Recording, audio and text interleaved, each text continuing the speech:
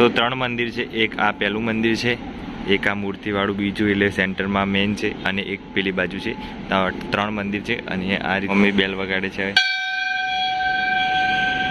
Hello મિત્રો, કેમ છો? તો સ્વાગત છે મારા નવા વ્લોગમાં. તો મમ્મી બહુ ટાઈમથી કહેતી હતી કે મારે ત્રિમંદિર જવું છે દર્શન કરવા, બરાબર. તો આજે હું મમ્મીને લઈ જવાનો છું ત્રિમંદિર, અને મમ્મી ફટાફટ તૈયાર થઈ જાય અને હું પણ તૈયાર થઈ જાઉં, અને પછી ફટાફટ તૈયાર થઈને નીકળીએ આપણે ત્રિમંદિર જોવા, બરાબર. તૈયાર થઈ ગયા છે અને હવે રસ્તામાં છે, તો હવે નીકળીએ છીએ જવા. તો મંદિરનું પાર્કિંગ અહીંયા છે સાઈડમાં, બરાબર. અને હવે મંદિર જવાનું છે, અહીંથી થોડુંક નજીક જ છે. તો આ ચાલતું ચાલતું જવાનું છે. તો મંદિર હવે જવા નીકળીએ. અહીંયા ઈ રિક્ષા પણ સેવા આપી છે ફ્રીમાં, તો ઈ રિક્ષા પણ લઈ જાય છે. તો હવે અમે ચાલતા ચાલતા જ જઈએ છીએ, બહુ નજીક છે એટલે. અને અહીંયા નજીકમાં જમણવાર પણ ભોજનાલય છે, ત્યાં જમી લેવાનું હોય છે. તો મમ્મી બંને જણા હવે ચાલતા ચાલતા જઈએ છીએ મંદિર જોવા. મંદિર જોઈ લઈશું અને પછી વિચારીશું કે અહીંયા જમવું કે નહીં. મને નથી લાગતું જમવું, ઘરે જઈને નાસ્તો કરીશું, કાં તો રસ્તામાં કંઈક નાસ્તો કરી લઈશું. પહેલાં મંદિરના દર્શન કરતા આવીએ. તો અમદાવાદથી આવતા કંઈ વધારે સમય લાગ્યો નથી. રાણીપથી ત્રિમંદિર છે એ કંઈક અડધો કલાકનો સમય લાગ્યો બાઇક ઉપર, એટલે ઓલમોસ્ટ 10 થી 15 કિલોમીટરનું હશે, ખ્યાલ નથી, મેં ડિસ્ટન્સ માપ્યું નથી, પણ એટલો સમય લાગ્યો એટલે ધીરે ધીરે આવતા હતા એટલે. તો હવે મંદિર જતા આવીએ. મંદિરથી અંદર જવાય છે, અહીંથી આમ પાર્કિંગ આ બાજુ છે, અને અહીંથી અંદર જવાનું છે મંદિર. એટલે આ બાજુ મંદિરનો રસ્તો છે.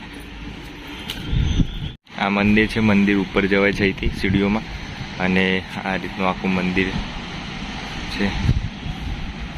સીડીઓ આ રીતની છે અને ઉપર ચડવાનું છે મંદિર. તો મમ્મી આવી રહી છે, ફટાફટ જલ્દી ચડ, ગરમી લાગે. હા, તડકો બહુ બધું છે એટલે ફટાફટ ઉપર ચડી જઈએ, બહુ બધી ગરમી લાગે છે અત્યારે. તો ત્રણ મંદિર છે, એક આ પહેલું મંદિર છે, એક આ મૂર્તિવાળું બીજું એટલે સેન્ટરમાં મેઇન છે, અને એક પેલી બાજુ છે. ત્રણ મંદિર છે. અને આ રીતનું આખું મસ્ત બહાર છે, અને પેલી બાજુ બહુ મસ્ત વેધર દેખાય છે. અત્યારે તડકો છે એટલે થોડું પેલું, પણ સાંજે બહુ મસ્ત લાગે છે મંદિર. તો મારી મમ્મી અહીંયા બેઠી છે. મમ્મી હવે જઈએ આપણે દર્શન કરવા. હા હા, ચાલ. ભોલેનાથનું મંદિર છે અહીંયા, બરાબર. બીજું એક ત્યાં પણ મંદિર છે. મમ્મી બેલ વગાડે છે.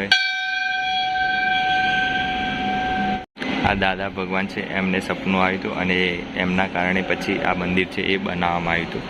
જ્ઞાની પુરુષ પરમ પૂજ્ય દાદા ભગવાન. અહીંયા બધા સુવિચારો લખેલા છે, માતાનું સંસ્કાર સિંચન, બધું અલગ અલગ ફોટા લગાવેલા છે અહીંયા બહુ સારી રીતે. મારી મમ્મી વાંચે છે. મસ્ત ઘર બનાવેલા છે.